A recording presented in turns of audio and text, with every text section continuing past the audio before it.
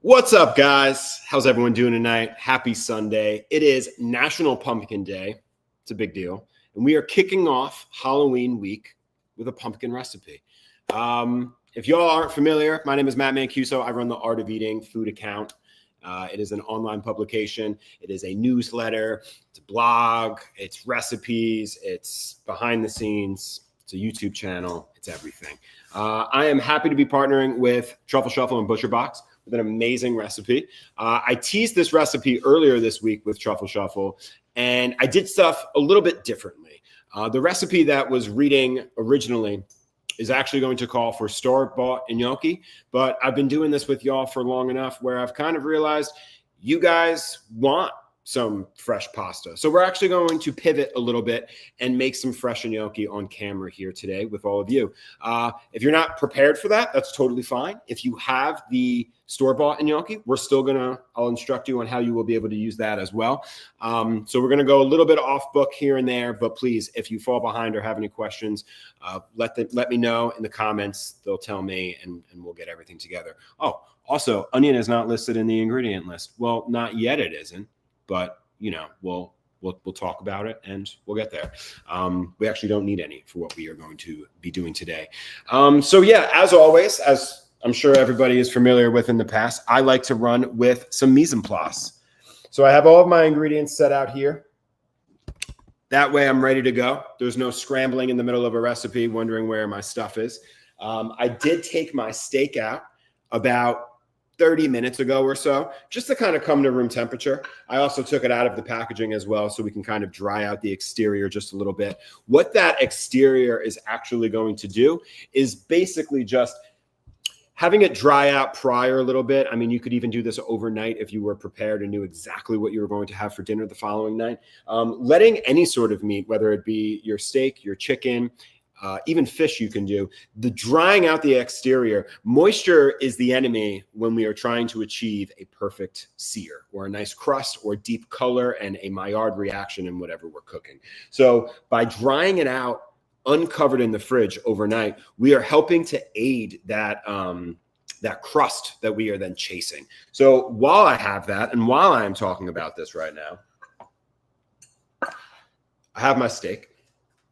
I have my classic sweet and smoky barbecue seasoning. I'm just going to do both sides, and I'm going to just press it into the steak itself. You don't really want to rub when things say to rub. It's just an expression. You actually don't want to rub. You want to like press it in. Rubbing is going to screw up the outside of your steak. It's not going to get as even as you want it. Let's do this a little bit. Perfect. And press that right in the steak.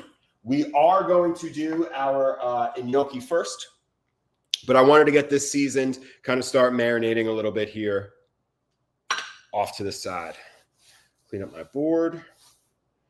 Excellent. All right, cool. And we're good to go. All right, so let's talk about gnocchi. Let's see. Can you please post the ingredient list for the gnocchi? Absolutely. It is going to be, I have it right here. So 1 can of pumpkin, or approximately like 12 to 14 ounces of pumpkin. And it's going to be about a cup to a cup and a quarter of all-purpose flour and a few tablespoons of Parmesan cheese. But we're going to do this by feel. There's a lot of things that are going to factor into how much flour you're actually going to need. Any sort of pasta recipe that you're going to be using, they're not so universal where it's like going to be exactly this and exactly this. There's a lot of things that kind of take into consideration, right? Your overall room temperature is going to take into consideration on how much hydration your flour will take if you're in a humid room, if you're in a not so humid room. The surface at which you are going to be using has some sort of play into how much you will need. A porous surface like wood is probably optimal and the best for making any sort of fresh pasta, especially in gnocchi, because of the moisture content in the potato or the egg or whatever else that you will be using. Can you use other surfaces? Absolutely. You can use any sort of surface. I actually like to do most of my gnocchi in a bowl and then transfer it onto some sort of cutting board or something like that. And I'll get into why I use a bowl in just a bit. But when I say a cup to 1 cup to a quarter of a cup, it's because it's slightly going to change a little bit. Can we start with fresh gnocchi from the store? Absolutely. It's going to be a little bit different because on the original recipe that we had posted on site, we had store-bought gnocchi, and then we were going to make a little bit of a cream sauce using the pumpkin puree and the cream. I'll still walk you through on how to use that. It's going to be a little bit different than what we are going to be doing on camera today. We are going to be making a pumpkin gnocchi, and then we are going to make a brown butter sage sauce. So whereas we would fry the sage in butter to get it crispy as a garnish for the previous gnocchi, that step is still going to carry on into this gnocchi 2.0 that we are throwing together right now, if that makes any sense. But without further ado, let's dive into it, right? So I have a bowl here. Why do I use a bowl? When you're working with a gnocchi, I do like to use my hands, but it is nice and easy to be able to turn a bowl or move a bowl around and kind of knead it into the bowl. So when I'm starting with a gnocchi, I usually start here and then I go onto the board. So a little easier cleanup. You can go either way. So I have some fresh pumpkin, just because I'm an overachiever and I had a bunch of pumpkins. I actually roast them all off in the beginning of the week. That way I have a bunch of pumpkin puree for whatever I need, soups, sauces, stuffings, maybe as just a regular side. You can use squash, butternut squash, autumn frost squash. You can even use sweet potato for this recipe. And if you have a canned pumpkin, that works totally fine as well. Just one note, anytime you're using pumpkin, canned pumpkin for something that needs pumpkin, make sure you are buying unsweetened canned pumpkin. That's it. Very, very often I see people buy pumpkin puree or pie puree, and that has some extra stuff in it. We don't want that today. We want just pumpkin for today. Awesome. So I have all of my pumpkin going in. This is about 14 ounces. I mashed it up as much as I possibly could with a fork. It's a little lumpy. That's totally fine. Smash it up a little bit further. If you're using canned, yours probably won't be. Thought we'd make the gnocchi in the class, but not sweet potato, but had a small pumpkin roasted for the puree. That's okay. So I have my flour here. I'm going to start with a cup and then see where we need to go from there.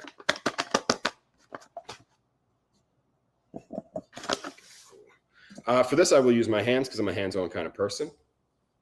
I'm also going to add about a tablespoon of some Parmesan cheese, fresh grated Parmesan cheese, just like that. And then we're going to start kind of like kneading this. Here, I'll do it back here so you can kind of see. So I'm kind of like folding it onto itself and pressing in, folding onto itself and pressing in. It may seem like you have a lot of flour in here. Just keep working it. It's going to take a little bit. There's a lot of moisture in that puree. There we go. My favorite part about this is the smell of the cheese. Yeah, so even right off the bat, you can kind of tell the moisture starting to come out. I'm going to need probably a little bit more, but we'll see. Keep kneading it until all of this flour takes.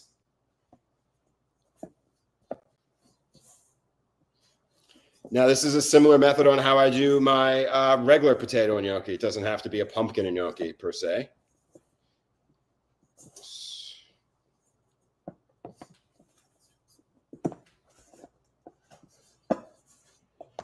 Awesome. Actually, this looks pretty good. You can add nutmeg. You can add some other spices in here if you'd like as well. Really emphasis on the pumpkin. Awesome. I'm actually going to take this out. This looks pretty good. 14 ounces in a cup for me was kind of that sweet spot.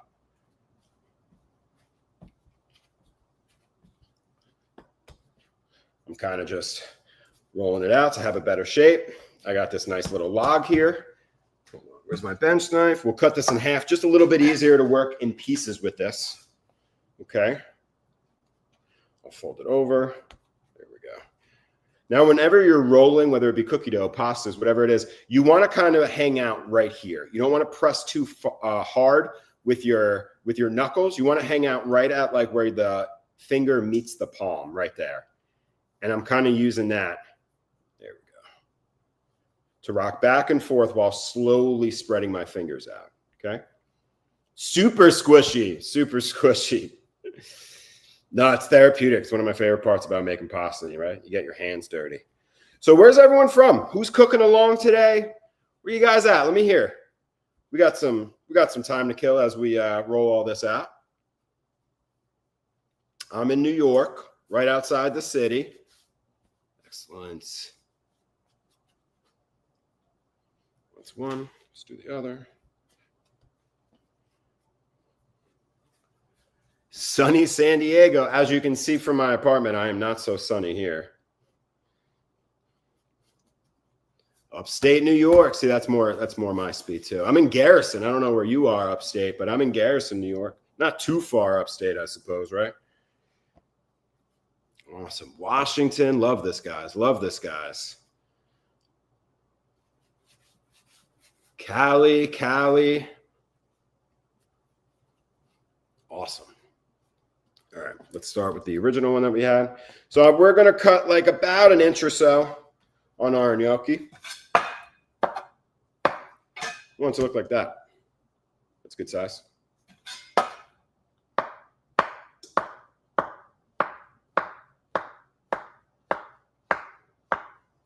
Boom. Man, I love this dough. It's very forgiving. It's very forgiving. I don't like to put a lot of eggs and stuff like that in my gnocchi, even when I'm making regular fresh gnocchi. It weighs it down. And gnocchi should be light, you know? They're like these little dumplings, but they should really be like these little pillows. So no egg in the gnocchi. Lovely. Let's go over here with garbage. Excellent. Excellent. All right. So I got all my gnocchi. They should look like this. Now, there's a few things you can do from here, right? You can roll it off of a fork. So if you take the back of a fork, like so, and you have your gnocchi, you could just like roll it right off the back of the prongs. That'll give you these ridges, this shape. Can we see that here? Yeah, there you go. You can also use a gnocchi board. A mattress of a gnocchi. What does that mean? Oh, here cooking virtually, so glad. Excellent. So you can use an gnocchi board if you want. Honestly, you don't even really need to put these ridges on. It kind of depends on what kind of sauce you're going to be making, right? We're going to be doing a brown butter sage sauce with this. So that is going to coat the gnocchi pretty well. A cream sauce or other sort of sauces might do better with the ridges, if you will. The original recipe was a pumpkin cream sauce, very simply just adding your pumpkin to the pan and then hitting it with the cream to kind of thin it out until it starts to slowly bubble and caramelize together. It's fantastic. A little bit different than what we are going to end up doing today, but I'm going to leave my gnocchi kind of just like this, these little pillows, without kind of pressing them or dealing too much with them. I am going to wash my hands though, so just bear with me for one moment.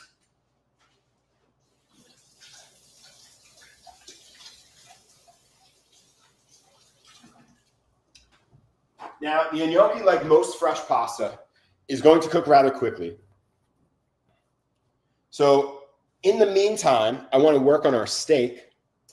That way, it has time to rest while we are then putting everything else together. So I'm going to move you over here. I might put this light on. Let's see how this light works out. Yeah, we do have a low light. Cool. And I could put you here. Excellent. I'll put you up higher. Don't worry. There we go. So we got our cast iron going on here.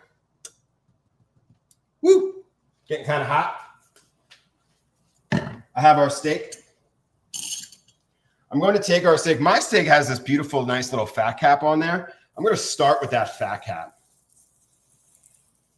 We're going to let this hang out for, I don't know, maybe like 60 seconds, 40 seconds, and kind of slowly start melting that fat. I'm doing this for a few reasons. One, tallow, beef fat, has a much higher smoke point than olive oil. We're still going to use olive oil, but I kind of want to even it out and use this as a safety net. Two, my steak had a considerable size fat cap on it that, since the steak itself is only about 1 inch thick, it might not fully render during the entire cut.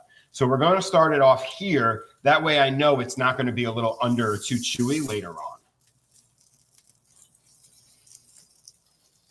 Put this up. Oh, I need some more water on my pan too. There we go. You see the color we got on that already? Now I'll come in, a little bit of grazza, and then go straight in with our steak. Let me wash my hands.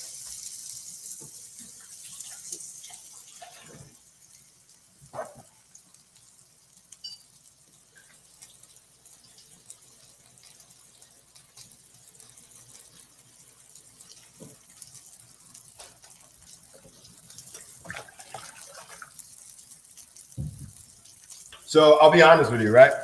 Let's bring you closer so you could see. How's that better? So I'll be honest with you. When I cook steaks at home, professionally for my clients, whatever it may be, do I have some tongs in here? Yes, we do. I usually reverse sear my steak. Reverse sear essentially means cooking your steak at a lower temperature, around 225 degrees, maybe. Let's focus. There we go. Around 225 degrees to 250 degrees with a probe thermometer inserted inside into an oven. And then I have that probe thermometer set to a certain temperature. So when the internal temp hits, I don't know, 128 degrees, that's about like a rare steak. I can pull it out, let it rest, and then just sear it. I already know that steak is perfectly cooked. It's the easiest way to cook like a bunch of steaks at once, especially in a commercial or restaurant setting, if that's what you need. But if you are going to cook a steak in a pan from start to finish, as soon as I put this steak into this hot pan, that spot that I just laid it down just got a cold steak. The outside is still hot. So I like to actually move my steak around to ensure that I'm getting the hot spots, not just, that initial cold spot. I also flip my steak back and forth. I remember growing up, everyone would say, for your burgers, for your steak on the grill, only flip it once. You couldn't be more out of it. You got to keep turning it and rotating it because the skin, the outside, the exterior is going to constantly start drying out when you flip it. Let it dry out as the other side cooks, flip it back over, you're going to start getting a better crust. So you start building a crust on top of itself by flipping it back and forth. Now, you don't want to hit it too much. You do want to give it time for it to cook from top up. So maybe like every 45 to 60 seconds, we're going to start turning this. So I flipped it now. We're starting to get some nice color. That's also from the sweet and smoky that we had put on there.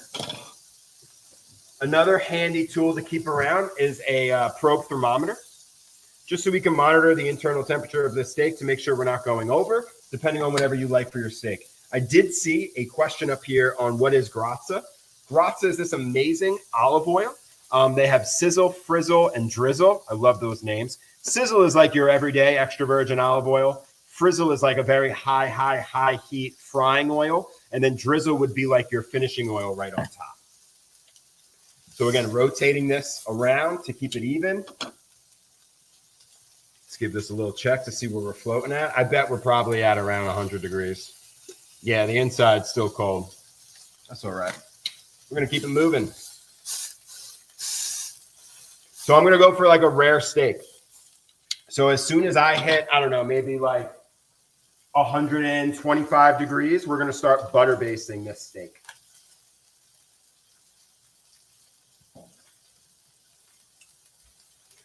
How's my questions? What's up? My dough is moist and sticky. That's totally fine. You can start adding a little bit more flour, but only add about a tablespoon or so at a time. With the gnocchi, especially when it's potato-based, or even in our case, it's going to be pumpkin or squash-based, you're really not going to form too much gluten by over-kneading it, which is why I recommend adding a little bit of flour at a time, because you can't really add more pumpkin, but you can always add a little more flour. Does that make sense? So keep it going until it was like palatable in your hands, much like mine is. You see how I can roll it around in my hands? It's really not getting on me. Once you're at that stage, you can put it onto your board and then knead the rest of it, even adding a little extra flour if you need. But you know the dough has taken enough flour when it's not sticking to your hands anymore. So again, I'm kind of like rotating this steak around, making sure I'm not getting any hot spots. Just so you know, I have an electric cooktop, which kind of sucks. I am using a cast iron, which is retaining a lot of its heat, which is okay. Excuse me, especially when you are cooking on an electric cooktop. But I'm at like a medium low. You would want a low flame as well. So we're going to flip it. Nice. Let's get a little read on this, see how we're doing. We're looking gorgeous. We're at 100 degrees now. So when I say butter basting, what does that mean? Well, in the final moments of cooking, I'm going to add a knob of butter with some aromatics, and then using that butter to help flavor and baste the rest of our steak. This is a restaurant trick they've been using for decades. It really makes a special cut of meat.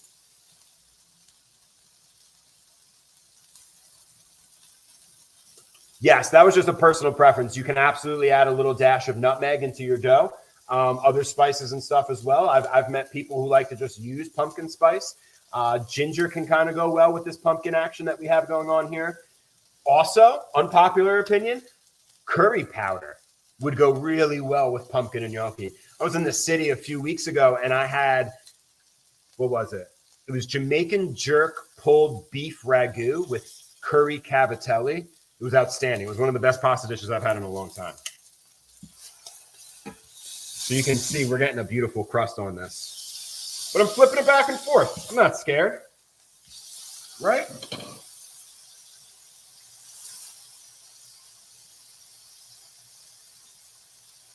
Excellent.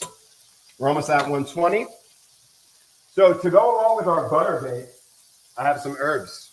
I have some garlic and I have some thyme. Just some aromatics to kind of help flavor this a little bit.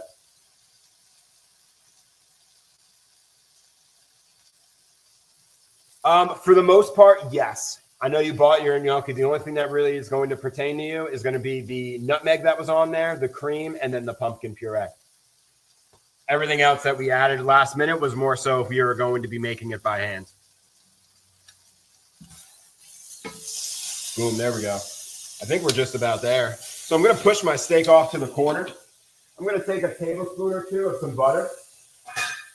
We're going to pop that right in the pan. I'm also going to drop my heat down a little bit.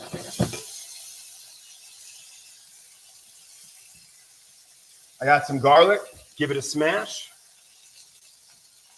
And then I also got some thyme here. We're going to throw the thyme right in that fat, so it starts to expel some of its oils. Start frying that garlic a little bit. Can you see right there in the butter as well? And then I'm going to put the garlic and the thyme on top of my steak as I start throwing the butter on top. Now, if your butter starts evaporating and browning too quickly, that means your pan's too hot. Lower your butter. Your butter should be cold because we want this pan to be around 300 degrees. We don't want it to be 500 degrees, super, super hot. And again, it's just like a light finish. I'm almost done here. Butter's getting nice and foamy. I can smell it. It's nice and nutty and aromatic. We're going to stop it right there. Watch this. This is a restaurant trick. Take your spoon, put it down first. Take your steak, put your steak on top of your spoon so your steak isn't sitting in juices. That's going to screw up the outside, the texture of your steak if it's just sitting in a pan. All this butter, just getting a butter bath just like that. Look at that. 10 out of 10. Okay. Moving on. All right, now I got a stainless steel pan here. Watch that. We got our pot of boiling water in the back. I'm coming in with a nice pinch of salt. So, for everyone else, if you have your store-bought gnocchi, you can drop it now. Salted water goes in. Hold on one second. I just want to revert back to your recipe to make sure that we are all talking the same language. Excellent. Yeah, so essentially you're just going to go in with your butter, melt down your butter, and then you can, I'm actually going to also go in with some butter so we can turn our pan on like this. You would go in with about 2 or 3 tablespoons of butter, and then you can add onions, any shallots, any other aromatics and stuff that you want, and saute that down. And then it's going to go your pumpkin puree, caramelized for about 30 seconds, and then your cream, and reduce that down just for about a minute or 2. And then you're going to get this really nice, rich pumpkin cream sauce. It's pretty great. You can add some Parmesan cheese. You can add some nutmeg to that. We're going to do it a little bit different today. I'm going to drop my gnocchi using something called a spider. This is essentially a strainer on a stick. It's genius.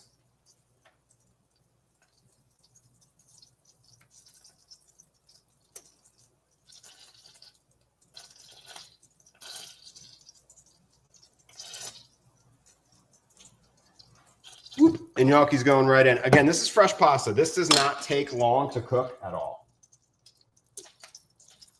This is going to take about 60 seconds or so. In fact, this is probably going to take a little bit longer than that. What I'm doing here is I'm browning butter. So I got some butter in the pan. It's almost completely melted. It's going to start foaming. It's going to go through 3 stages. It's going to get melted, number 1. Number 2, it's going to get real foamy on top. You hear it whistling out now. That's going to completely stop and be covered in foam. That's stage number 2. Once that happens, you can ensure that underneath that layer of foam, all of the milk solids are starting to caramelize. That's stage 3. That's when we reach brown butter.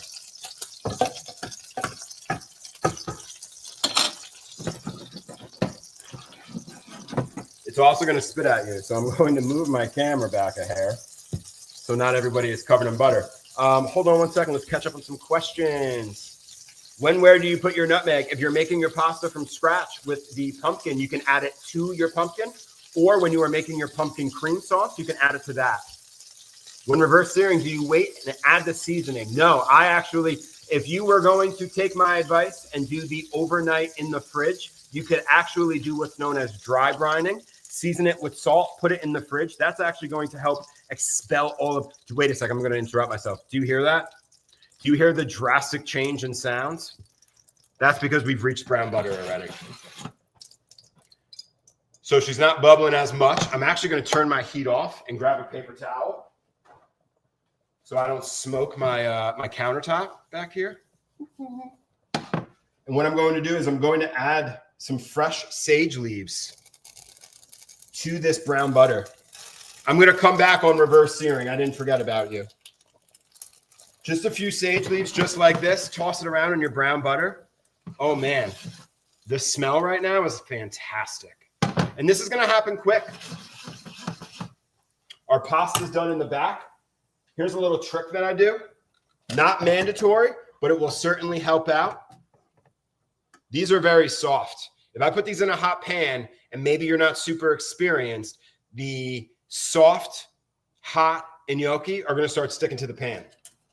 But if I shock them in a little bit of cold water first, it's almost going to create a little barrier around the outside.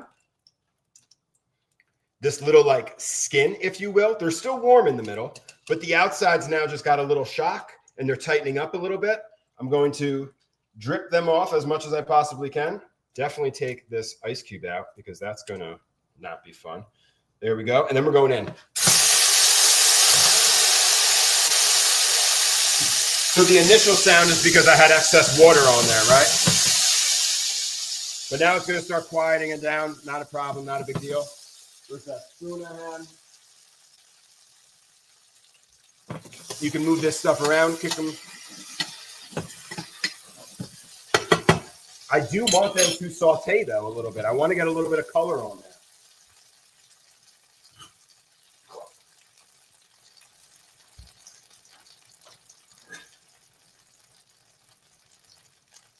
So again, if you weren't doing it like this, you would essentially instead butter, onions, saute until translucent, add your pumpkin puree, saute until it starts to bubble a little bit. You'll see those sugars start to caramelize. Then I would go in with my cream, reduce for 2 minutes, and then you got a beautiful cream sauce. You can add your gnocchi straight in there. But these guys are looking good. Kick them around.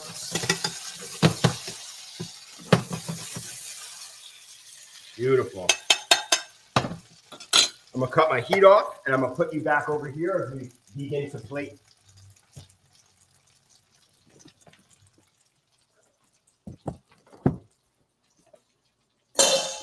Hello again. Better lighting over here, I know. During the summer, we didn't have much of an issue, but with all these skylights and now the sun is setting a little earlier, might have to do my streams earlier. I don't know. All right, let's get a plate. And a knife. First things first, we got our steak. My dog is looking at this steak like, that's for me? Boop.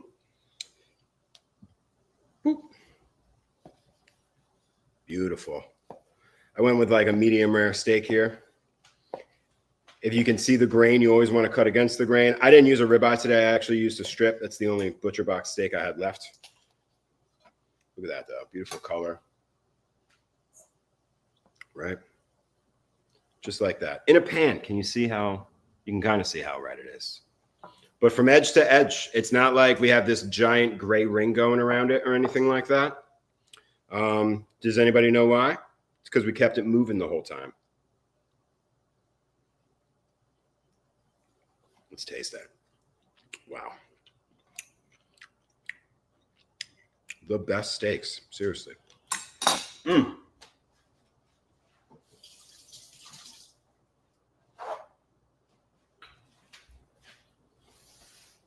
Nice. All right. So lastly, the piece de resistance, our pumpkin gnocchi.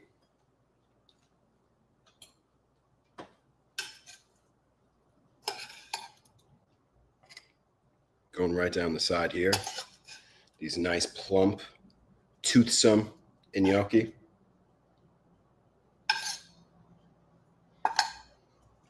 Our brown butter. Again, yours might be a pumpkin cream sauce with regular gnocchi. Maybe it's a pumpkin cream sauce with pumpkin gnocchi. Love that. Our crispy sage.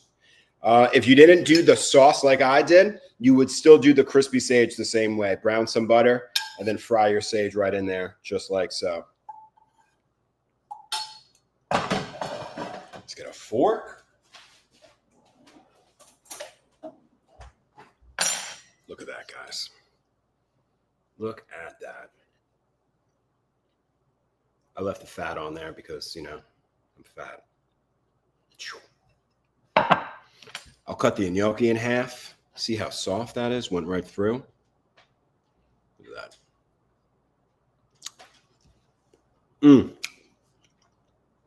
You get that little kick of Parmesan, that solidity from the Parmesan. That's great. A little steak. So like fresh pasta, steak dinner. What do we do? 30 minutes? The biggest tip that I can give you is just having your mise en place ready, having everything ready to go. And you can put everything together. It makes the world of difference. Let me just catch up here and see. Yes, we will drop the instructions on the gnocchi 2.0 that we just threw together in this chat. So look for that. This is a ton of fun. Thank you, Robert. Love that. That's the name of the game. If you're not having fun, what are you doing? Other than probably feeding your family and eating. Not that bad. Not that bad. Thank you. Guys, any questions? Anybody got any questions, comments, concerns? Why did I do something? Something like that? I think, honestly, one of the biggest tips, yes, we learned how to make fresh pasta today. But cooking a steak in a pan, there's so many cheat codes to keep in mind. And I think really once you put that steak down, moving the steak around so you don't have these hot and cold spots and the whole pan is consistent. Using a cast iron definitely helps. And then I love that little spoon trick right when you're coming off of a pan. If you have like a cooling rack or a tray, that obviously would be great.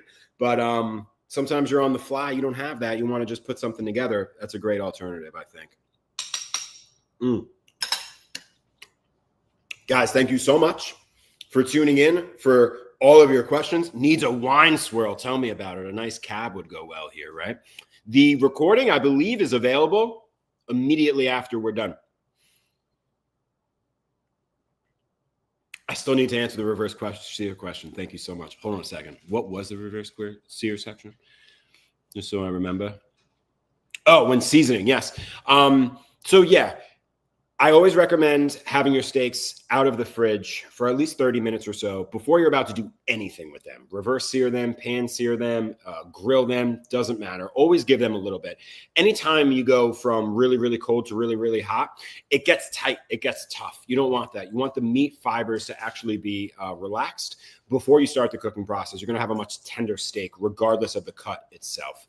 So yes, if I was going to, sometimes you don't know what you're cooking for dinner, you know, but if you know tomorrow you're making steak and you want to reverse sear them, you can put them on a cooling rack just so they're not sitting on a plate or a tray or in their own juices or whatever. They need to be raised a little bit. Let them sit in the fridge overnight, seasoned with your salt. The cooling rack is really so air can fully get up and under the entire thing. That's really going to help dry out the exterior so you have that nice sear. If you're not too far ahead and know that, that's totally fine. You can season and then go right in the oven with a reverse sear as well. Reverse sear is really interesting because since it is taking so long, the outside still gets that nice dried out crispiness. So you almost get that double effect if you chose to do that in the fridge. Does that answer your question? I hope. California cab, absolutely. That's a necessity, mandatory. Yes, after this class, as soon as we fold up with this class, you'll be able to watch this, no problem. I think it's a little bit of both. I think it's for a little bit of both. Guys, thank you again for tuning in. My name is Matt Mancuso. You can follow me at theartofeating.info. We're putting it in the chat right now. Be sure to follow ButcherBox and Truffle Shuffle. I mean, I'm sure you guys already are if you're already here. But if you are recreating this, please do me a favor. Show me on Instagram or your socials or whatever it is. Tag ButcherBox, tag Truffle Shuffle, tag myself. I'll give you my personal rating on what I thought. No, I'm kidding. But guys, thank you so much again for being a great audience and asking great questions. A recommendation as to rewarming. Yes, absolutely. So anytime I'm rewarming steak, I'll give you two recommendations. I'll give you a pan recommendation. I'll give you a microwave recommendation. A lot of people don't know how to use a microwave, and I don't mean that as like an insulting way. Microwave has this special button that nobody pays attention to. It's called power level. So anytime I'm going to microwave leftover steak, I usually do a minute or two and then power level 5. That's going to give you half power. Your steak isn't going to get really hot that way, but it is going to evenly come up to some sort of temperature. So it could get warm, which for me, honestly, is usually okay. But then once it hits that stage and the entire steak is at least on the warmer side, you've taken the chill off of it. Then you can go in on high level in like 10 or 15 second increments to slowly heat up your steak without ruining the cook that you had on it. But keep in mind, of course, if you just did a medium rare steak, it is going to be a little bit more than medium rare on the reheat. The only actual way of being able to reheat it without exceeding that temperature would be putting it into a plastic bag and then submerging it into a liquid or water, a sous vide bath that is set to the exact temperature at which you cooked your steak in. I cooked it at 130 degrees. My water is at 130 degrees. Now I'm bringing my temperature back up to that level without exceeding it. It will never overcook. To do the gnocchi, I would just go into a pan, a little bit of water, to be honest, and then add the gnocchi and then slowly heat it up that way. The reason why you can do water is because the gnocchi will now be covered in butter. So the butter will slowly melt and emulsify into a sauce with that little bit of water. So the water will start coming up at the same temperature as or other way around. The butter will start coming up to the same temperature as the hot water in your pan that you're reheating it in and emulsify together to make a sauce. I hope that answers your question on rewarming. Awesome. Thank you, guys. I appreciate it. Everyone have a fabulous week. It's Halloween week. We got recipes for the rest of the month on it. Take care, guys.